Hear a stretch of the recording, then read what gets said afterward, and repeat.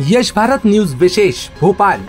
मध्य प्रदेश की स्थापना 1 नवंबर 1956 को हुई थी, जब मध्य भारत, विंध्य प्रदेश और भोपाल राज्य को मिलाकर एक नया राज्य बनाया गया था। मध्य प्रदेश अपने समृद्ध इतिहास, संस्कृति और प्राकृतिक सौंदर्य के लिए जाना जाता है। यहाँ के प्रमुख पर्यटन स्थलों में खजुराहो, उज्जैन, भोपाल, ग्वालियर और कान्हा राष्ट्रीय उद्यान प्रमुख हैं। मध्य प्रदेश ने विभिन्न क्षेत्रों में उल्लेखनीय प्रगति की है, जैसे कि मध्य प्रदेश कृषि के क्षेत्र में उद्योग क्षेत्र, शिक्षा, इंफ्रास्ट्रक्चर, रेल कनेक्टिविटी, नेटवर्किंग, संसाधन, कृषि क्षेत्र जिसमें गेहूं, सोयाबीन और दालें प्रमुख फसलें हैं। पर्यटन मध्य प्रदेश का पर्यटन उद्योग तेजी से विकसित हो रहा है, जो राज्य की अर्थव्यवस्था में महत्वपूर्ण योगदान कर रहा है। राज्य में शिक्षा के क्षेत्र में सुधार के प्रयास किए जा रहे हैं, जिसमें नए शैक्षणिक संस्थान और कार्यक्रम शुरू किए जा रहे हैं। एक्सक्लूसिव इंटरव्यू मध्य प्रदेश स्थापना वर्ष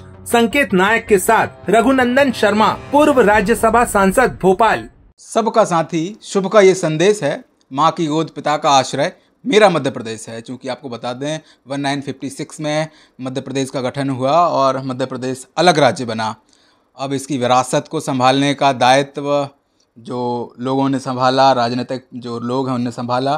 सर, आप भी एक राजनीतिक जो अपना कैरियर रहा उसको काफ़ी आगे से चलाते हुए आ रहे हैं, और ये जब गठन हुआ उसके बाद में कैसे ये मध्य प्रदेश बढ़ा और हम लोगों ने ये मध्य प्रदेश को संभाला? देखिए, 1956 में राज्य पुनर्गठन आयोग ने अपना काम शुरू किया। तब तक भारतवर्ष एक आज़ादी की खुशी में मग्न था, एक आनंद था सब देशवासियों को। इसलिए न क्षेत्रीयता का सवाल कहीं खड़ा हो रहा था, न भाषा का सवाल कहीं खड़ा हो रहा था। लेकिन जैसे जैसे राजनीतिक दल सत्ता के लिए लड़ाई लड़ने लगे, सत्ता का लोभ उनके मनों में जागृत हो गया, तो धीरे धीरे राजनीतिक दल अपने स्वार्थ को सिद्ध करने के लिए, सत्ता सुख प्राप्त करने के लिए क्षेत्रीयतावाद और भारत में भाषावाद का भूत खड़ा करने में सफल हो गए। भाषा के आधार पर प्रांत बनना चाहिए, क्षेत्रीयता के आधार पर प्रांतों का गठन होना चाहिए, इस प्रकार के आंदोलन भी शुरू हो गए। अब ये सब जब शुरू हुआ तो उस समय अनेक लोग ऐसे थे जो चाहते थे कि ये संघर्ष जो है शत्रुता में परिवर्तित न हो। कुछ लोग ऐसे थे कि किसी भी कीमत पर भाषा के आधार पर प्रांत बनना चाहिए, भाषा प्रमुख है। और ये भाषा का रोग आज भी जानते हैं कि दक्षिण भारत में, तमिलनाडु में तो आज तक उनका बस चले तो हिंदी भाषियों को प्रवेश ही नहीं करने दें। महाराष्ट्र में भी ये रोग है। हाँ, केरला उससे बचा हुआ है। तो जब पुनर्गठन आयोग ने अपनी रिपोर्ट पेश की तो विदर्भ प्रांत अलग था, मध्य भारत अलग था, महाकौशल अलग था, विंध्य अलग था। ये सब प्रांत अलग थे। कुछ रियासतों के अनुसार छोटे से प्रांत भी बने हुए थे। और उस समय ये क्षेत्र मध्य भारत के अंतर्गत आता था और उसकी राजधानी विधानसभा जो है वो नागपुर में हुआ करती थी। जब पुनर्गठन हो गया और मध्य प्रदेश बन गया तो उसमें पूरा छत्तीसगढ़ विलीन हो गया, पूरा विंध्य उसमें आ गया, बुंदेलखंड आ गया, मध्य भारत का क्षेत्र आ गया, भोपाल रियासत उसमें सम्मिलित हो गई और राजधानी के रूप में भोपाल को ही सब लोगों ने स्वीकार किया। भोपाल मध्य प्रदेश की राजधानी बना। विषय और कि मध्य प्रदेश 1956 के बाद में अब तक कितना बदला, चाहे वो उद्योग क्षेत्र हो, शिक्षा क्षेत्र हो, हमारा इंफ्रास्ट्रक्चर हो, और भी कई सारी चीज़ें हैं जिनको लेके मध्य प्रदेश में क्या बदलाव हुए, आज आप क्या महसूस करते हैं? देखिए, मध्य प्रदेश भारतवर्ष का शांति का टापू है। यहाँ किसी भी प्रकार के ऐसे विवाद नहीं होते, न भाषाई विवाद होते हैं, न जातीय विवाद होते हैं, न धार्मिक विवाद होते हैं, न सांप्रदायिक विवाद होते हैं। कुछ लोग प्रयत्न जरूर करते हैं जो विघ्न संतोषी तत्व हैं जो हर जगह पाए जाते हैं, वो यहाँ प्रयत्न जरूर करते हैं लेकिन कभी सफल नहीं हुए।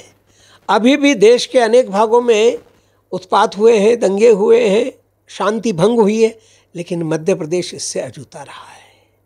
मध्य प्रदेश में सब मिलजुल करके काम कर रहे हैं। मध्य प्रदेश एक विकसित प्रांत है। मध्य प्रदेश ने इन लगभग 40 वर्षों में बहुत अच्छा काम किया है और आज श्रेष्ठ प्रांतों में मध्य प्रदेश गिना जाता है। ये हम सब लोगों के लिए, मध्य प्रदेश के नागरिकों के लिए गर्व की बात है।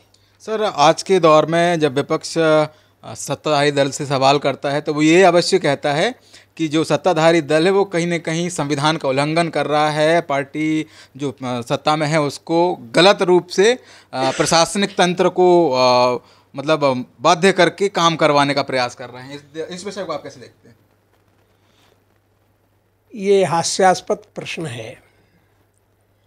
भारतीय लोकतंत्र में जनता को सर्वाधिकार संपन्न माना गया है। जनतंत्र का अर्थ है जनता राजा है और उसके प्रतिनिधि, सारी जनता तो राज्य नहीं चला सकती, तो वो अपने प्रतिनिधियों को चुनती है। तो यदि इस प्रकार का कोई सवाल खड़ा करता है तो इसका अर्थ ये है कि हम जनता को सवाल के कटघरे में खड़ा कर रहे हैं। जो मालिक है, जो सत्ता की मालिक है, लोकतंत्र की मालिक है, देश की मालिक है, उसी को हम कटघरे में खड़ा करने का प्रयत्न करते हैं। वो अपने प्रतिनिधि चुनते हैं, 5 साल बाद फिर चुनाव होते हैं। यदि जनता को लगता है कि जो जिनको सत्ता सौंपी थी उन्होंने अपने कर्तव्य का निर्वहन नहीं किया तो जनता को बदलने का पूरा अधिकार है। यही लोकतंत्र है, यही भारत की विशेषता है और इस विशेषता के कारण भारत दुनिया का सबसे मजबूत लोकतंत्र है। इसको कमज़ोर करने के जो आरोप लगाए जाते हैं वो अपने ही पैर पर कुल्हाड़ी मारने का प्रयत्न करते हैं, अपने ही कपड़े उतार करके और निर्वस्त्र होने का प्रयत्न करते हैं। भारत के लोकतंत्र जैसा लोकतंत्र विश्व में कहीं नहीं है। सर, एक और विशेष रूप से बात होती है कि सनातन भाजपा सनातन का नाम लेके, राम का नाम लेके आगे बढ़ती है, बल्कि भाजपा ने कोई काम नहीं किया। मतलब ऐसा कुछ चलता है क्या? इन चीज़ों को भी हमारे समाज में स्थान देना चाहिए चूँकि लोकतंत्र है तो ये जो भी मनुष्य नाम का प्राणी है वो अपने परिवार पर गर्व करता है, अपने माता पिता और पुरखों पर गर्व करता है, अपनी मातृभूमि पर गर्व करता है। और यदि मातृभूमि पर गर्व करना है तो मातृभूमि कोई एक दिन में पैदा नहीं होती, वर्षों में संस्कृति का निर्माण होता है। और भारत ही एक ऐसा देश है जहाँ जब से मनुष्य पैदा हुआ है तब से यहाँ पर संस्कृति और संस्कारवान लोग निर्मित हुए हैं। जब दुनिया के लोग कपड़े पहनना नहीं जानते थे, उसके हजारों साल पहले हम वेदों का निर्माण कर चुके थे, संस्कृत भाषा का निर्माण कर चुके थे, व्याकरण और गणित और सब विषयों में निष्णात थे। हमारी प्रगति, ज्ञान की प्रगति की तुलना में दुनिया के देश कहीं भी नहीं ठहरते थे। और इसलिए हमको अपने सनातन काल पर गर्व है। सनातन का अर्थ है पुराना काल, प्रारंभ से समय। तो प्रारंभ से ही भारत के लोग सुसंस्कृत रहे हैं, सुसभ्य रहे हैं और हमें अपनी सभ्यता पर गर्व है, अपने ज्ञान पर गर्व है। और ये ज्ञान दुनिया को देने वाले भी हम ही हैं। हमने दुनिया को पढ़ना लिखना सिखाया, हमने दुनिया को चिंतन करना सिखाया, मनन करना सिखाया, हमने दुनिया को विज्ञान के क्षेत्र में काम करना सिखाया। और यदि हम सनातन काल से ये कर रहे हैं तो इसमें गुण दोष ढूंढने की चेष्टा करना, ये तो गंदगी में से कुछ अच्छा निकालने का प्रयत्न करना, ऐसे गंदे लोग होते हैं। तो ऐसे लोगों के बात का कोई अर्थ नहीं होता। वो केवल टिप्पणियां करने जानते हैं, वो केवल किसी के अवगुणों को देखना जानते हैं, गुणों को देखने की प्रवृत्ति उनकी नहीं है। लेकिन भारत में ऐसा नहीं है। भारत में संस्कार ये दिए जाते हैं कि मनुष्य के गुणों को देखिए, जाति, समाज, देश, उसके श्रेष्ठताओं को देखिए, हमारे आर्यत्व को देखिए, श्रेष्ठता, सभ्यता और उसका आकलन कीजिए। उसका आकलन करेंगे तो हमें लगेगा कि हमारा सनातन गर्व करने योग्य है। चुनाव भी होने वाले हैं, तो सर क्या ये वोट बैंक की जो राजनीति है, इसमें ये कहा जा रहा है कि वोट को चोरी किया जा रहा है ईवीएम के माध्यम से। यदि वोट को चोरी किया जाता है तो वो डायरेक्टली जो वोटर है उसकी जो कार्यप्रणाली है, जो वोटिंग का एक वो रहता है स्तर, उसको कहीं ना कहीं धूमिल करने का काम भी हो रहा है। पहले तो आप लोगों को मीडिया को ही समझना पड़ेगा।